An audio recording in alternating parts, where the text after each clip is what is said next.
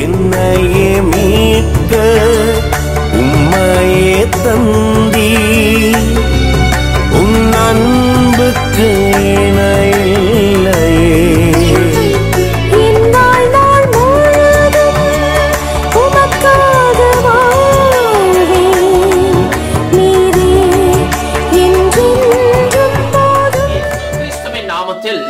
உங்களை வாழ்த்துகின்றோம்.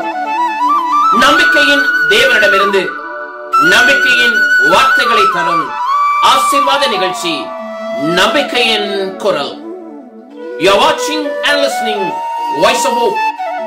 நீங்கள் பார்த்தும் கேட்டுக்கொண்டும் இருப்பது நம்பிக்கையின் குரல். வாருங்கள், தேவ ஆசீர்வாதத்தை பெற்றுக்கொள்ளுங்கள். தேவனாம் இயேசு கிறிஸ்துவின் நாமத்திலே உங்களை அன்போடு வாழ்த்துகிறேன். ஒரு தேவ செய்தியூடாய் உங்களை சந்திக்க கர்த்தர் இந்த நாளிலே கொடுத்த இந்த நல்ல கிருபைக்காய் என் தேவனையை மகிமைப்படுத்தி இந்த மாதத்துக்காய் தேவன் தந்த வாக்குத்தத்த வார்த்தையை உங்களுக்கு நினைப்பூட்ட விரும்புகின்றேன். 1 பேதுரு 5வது அதிகாரம் 6வது வசனம், ஆகையால் ஏற்ற காலத்திலே தேவன் உங்களை உயர்த்தும்படிக்கு அவருடைய பலத்த கைகளுக்குள் அடங்கியிருங்கள். தந்தையாம் தேவன் நீர் மாத்திரம் போதும் எனக்கு. யெகோவா ராஃபா சுகம் தரும் தெய்வம் உம் தழும்புகளால் சுகமே. யெகோவா ஷம்மா என் கூட இருப்பீர், என் தேவையெல்லாம் சந்திப்பீர். நீர் மாத்திரம் போதும், நீர் மாத்திரம் போதும், நீர் மாத்திரம் போதும் எனக்கு. நீர் மாத்திரம் போதும், நீர் மாத்திரம் போதும், நீர் மாத்திரம் போதும் எனக்கு.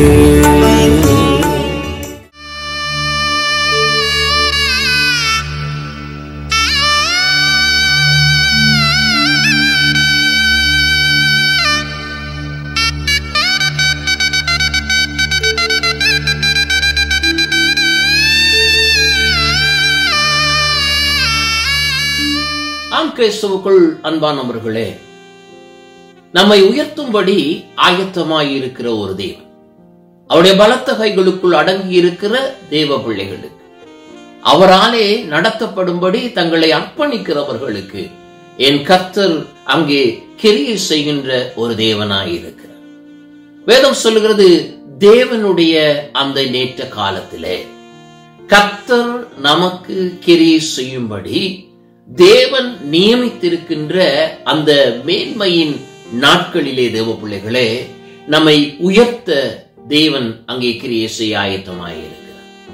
தேவனுடைய உயர்த்துதல் என்றால் என்ன என்பதை நாம் நினைத்து பார்த்தால், தேவ பிள்ளைகளே, நம் வாழ்விலே கர்த்தருடைய செயல், கர்த்தருடைய ஆளுகை, தேவனாலே நடத்தப்படுகிற ஒரு வாழ்வின் அனுபவத்தை நாம் பெற்றுக் கொள்ளும்படி கர்த்தர் அங்கே நமக்குள்ளே தம் சித்தத்தை நிறைவேற்றும்படி கிரியை செய்கிற ஒரு தேவனாய் அவர் அங்கே காணப்படுகிறார். ஆபிரகாமுடைய வாழ்க்கையிலே தேவன் அவருடைய வாழ்க்கையின் அந்த பின்னான பகுதியை தேவன் எண்ணி பார்த்து அவனுக்காக, அவனுக்கு வருகின்ற அவனுடைய பின் சந்ததிக்காக கர்த்தர் ஒரு ஆயத்தத்தை தேவன் உண்டு பண்ணி தேவ பிள்ளைகளே, அவனை தம்முடைய பாதையிலே அழைத்து நடத்துகிற ஒரு தேவனாய் என் தேவன் அங்கே இருந்தார். இதை கேட்டுக்கொண்டிருக்கிற அருமை சகோதரனே, சகோதரியே, ஏற்ற காலத்தில் தேவன் உங்களை உயர்த்த வேண்டுமாக இருந்தார். ஏற்ற காலத்திலே அவருடைய கிரியை உங்கள் வாழ்க்கையிலே நடைபெற்று நீங்கள் மேன்மை அடைய வேண்டும் என்று நீங்கள் விரும்புவீர்களாக இருந்தார். இந்த நாளில் தேவ பிள்ளைகளே, நாம் முதலாவது நாம் அறிந்திருக்க வேண்டிய ஒரு காரியம், கர்த்தர் நம்மை சந்திக்கிறவர் என்பதையும், தேவன் நம்மை சந்திக்கும்படி தேவன் விரும்புகிறார் என்பதையும், அந்த தேவனுடைய சந்திக்கிற காலத்தையும் நாங்கள் நன்றாய் அறிந்தவர்களாய் விழிப்போடு நாம் இருக்கிறோம். அந்த தேவனுக்காக நாம் காத்திருக்கிற தேவ பிள்ளைகளாய், தேவனுடைய பிரசன்னத்தை நாம் பெற்றுக்கொள்ளும்படி, அவருடைய நடத்துதலை பெற்றுக்கொள்ளும்படி ஏதோ ஒரு இடத்துல நாம ஜெபித்து விட்டு ஒப்பு கொடுத்து விட்டு கர்த்தருடைய பாதத்திலே நான் எல்லாவற்றையும் கொடுத்து விட்டேன் என்று நாம் கடந்து சென்று விட முடியாது. தேவ பிள்ளைகளே, கர்த்தர் நம்மை சந்திக்கிற ஒரு தேவனாய். லூக்கா எழுதின சுவிசேஷம் 19வது அதிகாரத்திலே ஆண்டவராகிய இயேசு கிறிஸ்துவினுடைய எருசலேமின் பிரயாணத்தை குறித்து நாம் கடந்த பரிசுத்த வாரங்களிலே நாம் தியானித்திருக்கிறோம். இயேசுவினுடைய எருசலேமை நோக்கி சிலுவையில் அடிக்கப்படுவதற்காய் ஆண்டவர் செய்த பிரயாணமாய் அந்த பிரயாணம் அங்கே சொல்லப்பட்டிருக்கிறது. அந்த பிரயாணத்தை அவர் செய்த பொழுது 41வது வசனத்தை நீங்கள் வாசித்து பார்த்தால், அவர் சமீபமாய் வந்த பொழுது நகரத்தை பார்த்து அதற்காக கண்ணீர் விட்டு அழுதார் என்று நாம் அங்கே வாசிக்கிறோம். சகோதரனே சகோதரி, இன்றைக்கு தேவன் நமக்கு ஏற்ற காலத்துல உதவி செய்யணும். அவரை நான் நம்புறேன், அவரை நான் விசுவாசிக்கிறேன், அவருடைய பிள்ளையா வந்திருக்கிறேன், ஞானஸ்நானம் பெற்றிருக்கிறேன், தேவனுடைய பிள்ளையாய் தேவனுடைய காரியங்களிலே ஆலயங்களுக்கு செல்கிறேன், ஊழியங்களை செய்கிறேன், ஆகவே தேவனுடைய உயர்த்துதல் எனக்கு நடைபெற வேண்டும் என்று ஒருவேளை நீங்கள் அப்படியாய் உபவாசித்து ஜபிக்கிறவர்களா நீங்கள் காணப்படலாம். ஆனால் இன்றைக்கு தேவ பிள்ளைகளே, தேவன் நம்மை பார்க்க நாம் முதலாவது நம்மை அனுமதிக்க வேண்டும். உங்களுடைய உள்ளத்தை பார்க்க நீங்கள் அனுமதிக்க வேண்டும். உங்களுடைய வாழ்க்கையை பார்க்க நீங்கள் அனுமதிக்க வேண்டும். வேதம் சொல்லுகிறது, அந்த நகரத்தை பார்த்து அதற்காக கண்ணீர் விட்டு அழுதாராம். அழுத பொழுது 42வது வசனம், அங்க ஆண்டவர் சொல்லுகிற வார்த்தையை பாருங்க. உனக்கு கிடைத்த இந்த நாளிலாகிலும் உன் சமாதானத்துக்கு ஏற்றவைகளை நீ அறிந்திருந்தாயானால் நலமாயிருக்கும். பாருங்க, இந்த சமாதானத்தை தேவன் வெளியே வைக்கவில்லை. தேவப்பிள்ளை, நம்முடைய வாழ்க்கையிலே தேவன் சமாதானத்தை நமக்குள், நம்முடைய ஜீவியத்துக்குள் தேவன் வைத்திருக்கிறார். காரணம், நாம் அவருடையவர்களாய் நாம் இருப்போமாக இருந்தால், அவரை சார்ந்து நாங்கள் இருப்போமாக இருந்தால், அவருக்குரிய வாழ்க்கையிலே நாம் வாழ்ந்து கொண்டு இருப்போமாக இருந்தால், தேவ பிள்ளைகளே, அங்கே சமாதானம் நமக்கு கொடுக்க தேவன் ஆயத்தமாயிருக்கிறார். ஆகவே அறிந்திருந்தாயானால் நலமாயிருக்கு. இப்பொழுதோ அவைகள் உன் கண்களுக்கு மறைவாய் இருக்கின்றது. அருமையான தேவ பிள்ளைகளே, இன்றைக்கு கர்த்தருடைய காரியங்களை நாம் உணர்ந்து கொள்ள முடியாது. தேவன் நம்மோடு பேசுகிறதை, தேவன் நம்மோடு இடைப்படுகிறதை, தேவன் நமக்கு உணர்த்துகிறதை, தேவ பிள்ளைகளே, நாம் அதை தெரிந்தும் அதை தெரியாதவர்களைப் போல நாம் நம்முடைய மனதை கடினப்படுத்தி நீங்கள் வாழ்வீர்களாக இருந்தால், அருமை சகோதரனே சகோதரியே, இந்த ஏற்ற காலத்திலே நடைபெறுகின்ற அந்த தேவனுடைய உயர்த்துதலுக்கான அந்த கிரியையை நாம் தவற விட்டவர்களாய் மாறி, தேவன் பாருங்க, அவருடையவர்களாக நாம் வாழ வேண்டும் என்று தேவன் விரும்புகிறார். 43வது வசனத்திலே, உன்னை சந்திக்கும் காலத்தை நீ அறியாமல் போனபடியால். பாருங்க, ஏற்ற காலம் என்ற ஒன்று இருக்கிறது. அது தேவன் கிரியை செய்கிற காலம். ஆனால் அந்த ஏற்ற காலத்திலே தேவன் கிரியை செய்ய வேண்டுமாக இருந்தால், அந்த 43வது வசனம் சொல்கிறது, உன்னை சந்திக்கும் காலத்தை நீ அறியாமல் போனபடியினால். இன்றைக்கு அநேகருடைய நிலை அதுதான் தேவ பிள்ளைகள். தேவன் நம்மை சந்திக்கின்ற காலத்தை அறியாதவர்களாய் வாழ்கிற பொழுது, நம்முடைய சுயத்திலே, நம்முடைய சொந்த எண்ணத்திலே, நம்முடைய சொந்த விருப்பங்களிலே, பிள்ளைகளே, நம்முடைய விருப்பங்கள் நிறைந்த, நம்முடைய சொந்த ஆலோசனைகள் நிறைந்த அந்த வாழ்க்கையில் நாம் வாழ்கின்ற பொழுது, அவைகளை அறியாமல் நாம் ஜீவிக்கின்ற வேளையிலே, ஏற்ற காலத்திலே அங்கே தேவன் செய்கின்ற உயர்த்துதலை அல்லது உயர்வின் அந்த மகிமையின் அனுபவத்தை நாம் இழந்துவிடக்கூடிய ஒரு பரிதாப நிலைக்கு தள்ளிவிடப்படக்கூடும். வேதம் சொல்கிறது, சந்திக்கின்ற ஒரு காலம், தேவன் நம்மை சந்திக்கின்ற ஒரு காலம், தேவன் நம்மோடு இடைப்படுகின்ற ஒரு காலம், ஒரு வாய்ப்பை தேவன் கொடுக்கிறார், சந்தர்ப்பத்தை கொடுக்கிறார். ஆகவேதான் அந்த 42வது வசனம், உனக்கு கிடைத்த இந்த நாளில் ஆகிலும், வாய்ப்பு கிடைத்த பொழுது, கர்த்தர் உங்களோடு இடைப்படுகிற பொழுது, நீங்கள் ஜெபிக்கிற பொழுது, தேவன் பேசுகிற பொழுது, கர்த்தர் வார்த்தை கூட உங்களோடு பேசுகிற பொழுது, கர்த்தர் தேவ ஊழியர்கள் கூட உங்களோடு பேசுகிற பொழுது, அந்த கிடைத்த நாளை, உங்களுக்கு கிடைக்கின்ற சமாதானத்தை பெற்றுக் கொள்ளுகிற, ஒரு விடுதலையை பெற்றுக் கொள்ளுகிற அந்த நாட்களாக மாற்ற மாற்ற கர்த்தர் இந்த நாளில் உங்களுக்கு உதவி செய்வார். கண்ணீர் விட்டு அழுதார். காரணம், அந்த தேசம், அந்த பட்டணம் தேவ பிள்ளைகளே தேவனுடைய பார்வைக்கு முன்பதாக பரிதாபமானதாய் காணப்படும். என்ற ஏற்ற காலத்தை எதிர்பார்க்கிறீர்களா? ஏற்ற காலத்திலே தேவனங்களை உயர்த்த வேண்டும் என்று விரும்புகிறீர்களா? தேவ பிள்ளைகளே, கிடைத்த இந்த நாளிலாகிலும், தேவன் நமக்கு கொடுத்த இந்த நாளிலாகிலும், தேவன் நமக்கு தருகின்ற இந்த வாய்ப்பை தேவ பிள்ளைகளே இன்றைக்கு பயன்படுத்த தேவன் நம்மை இன்றைக்கு அன்போடு நம்மை அழைக்கிறார். அருமை சகோதரனே, சகோதரி, உங்களுடைய வாழ்க்கையில கர்த்தர் வேதம் சொல்கிறது, உன்னை சந்திக்கும் காலத்தை. சகை என்கிற மனிதனை குறித்து படிக்கிற பொழுது அவருடைய வாழ்க்கை மனமாற்றம், இயேசுவன் வீட்டுக்கு சென்றது, ரட்சிப்பு பெற்றுக் கொண்டது, இந்த வீட்டுக்கு இன்றைக்கு ரட்சிப்பு வந்தது, இவனும் ஆபிரகாமுக்கு ஒரு குமாரனாய் இருக்கிறான் என்று சொல்லுகிற கர்த்தருடைய அந்த நல்ல சாட்சி, இவைகளெல்லாம் நமக்கு ஆச்சரியமாய் மிகவும் மனமகிழ்ச்சியாய் இருக்கலாம். நான் ஒன்றை புரிந்து கொள்ளுங்கள், சகையு அவன் சந்திக்கும் காலத்தை, கிடைத்த அந்த நாளை தேவ பிள்ளைகளே சமாதானத்துக்குரிய நாட்களாய் அவன் மாற்றினான். என்ன செய்ய வேண்டும், எதை விட்டுவிட வேண்டுமோ, எதை திருப்பி அளிக்க வேண்டுமோ, எதை திருப்பி கொடுத்து விட வேண்டுமோ, எதையெல்லாம் தேவனுக்கு பிரியமானவர்களாக இருந்து அந்த பிரியமற்றவர்களை விட்டுவிட வேண்டுமோ எல்லாவற்றையும் செய்ய அவன் ஆயத்தமாயிருந்தான்.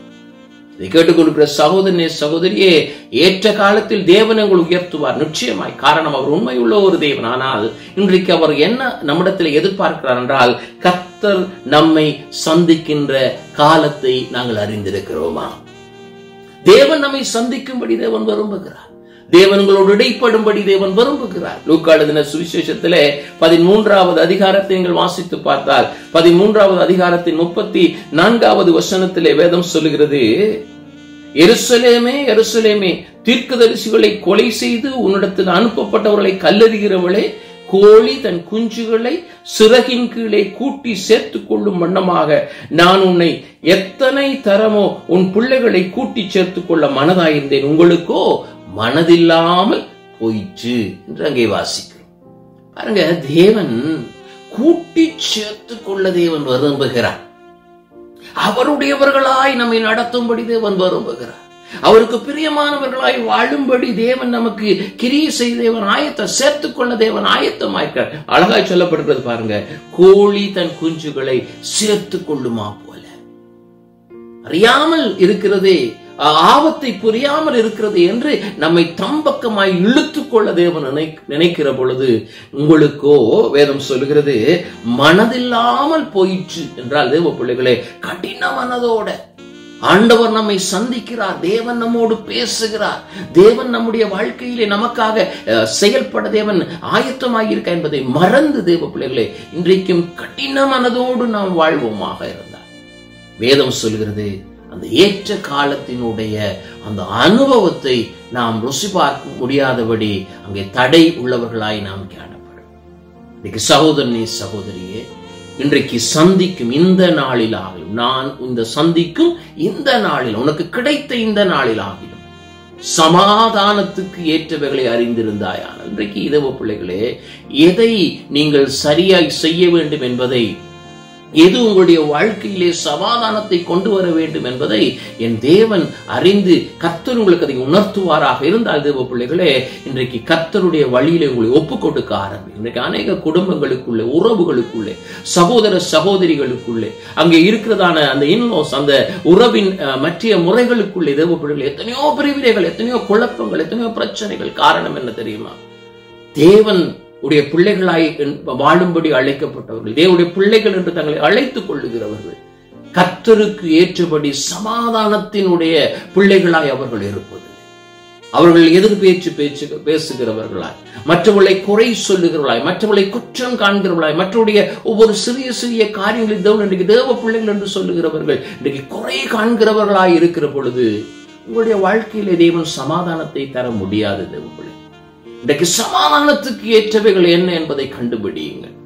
எது உங்களுக்கு சமாதானத்தை தரும், எது உங்கள் சமாதானத்தை குழப்புகிறது, எது உங்களுடைய நித்திரையை குழப்புகிறது என்பதை கண்டுபிடியுங்கள். தேவ பிள்ளைகள், உங்களுக்குள்ளே காணப்படுகிற பிடிவாதம், உங்களுக்குள்ளே காணப்படுகிற நான் என்கிற எண்ணம், அந்த அகம்பாவம், தேவ பிள்ளைகள், அந்த விட்டுவிடக் கூடாது என்கிற பிடிவாதங்கள், இவர்கள் எல்லாவற்றையும் அகற்றுவோமாக இருந்தால் வேதம் சொல்கிறது, இந்த நாள் கர்த்தர் கர்த்தர் உங்களை சந்திக்கிற நாள். சமாதானத்துக்கு ஏற்றவர்களை அறிந்திருக்கிறவர்களா இருப்பீர்களாக இருந்தால், அருமை சகோதரனே சகோதரி, வேதம் சொல்கிறது கர்த்தர் உங்களை ஆசீர்வதிக்க தேவனாயிருக்கிறார்.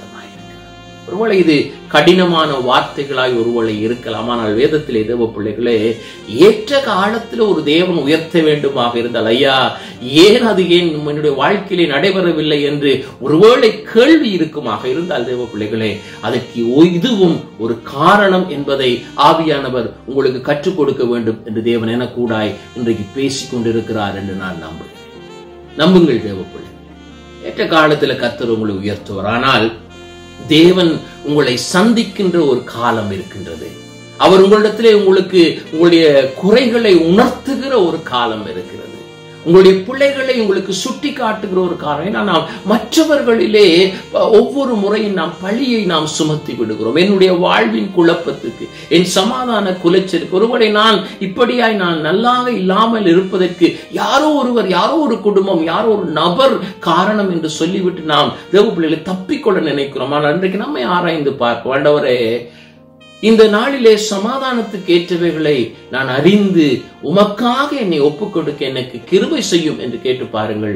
கர்த்தர் உங்களுடைய வாழ்க்கையிலே அந்த வல்லமை கண்ணீர் விடுகிற ஒரு தேவன் இன்றைக்கு உங்களுக்காக தேவன் கிரியை செய்ய தேவன் ஆயத்தமாயிருக்கிறார். அப்படி நாம் செய்வோமாக இருந்தால் நிச்சயமாய் ஏற்ற காலத்தில தேவன் உங்களை உயர்த்த கர்த்தர் வல்லமை உள்ளவராயிருக்கிறார். ஜெபிப்போமா?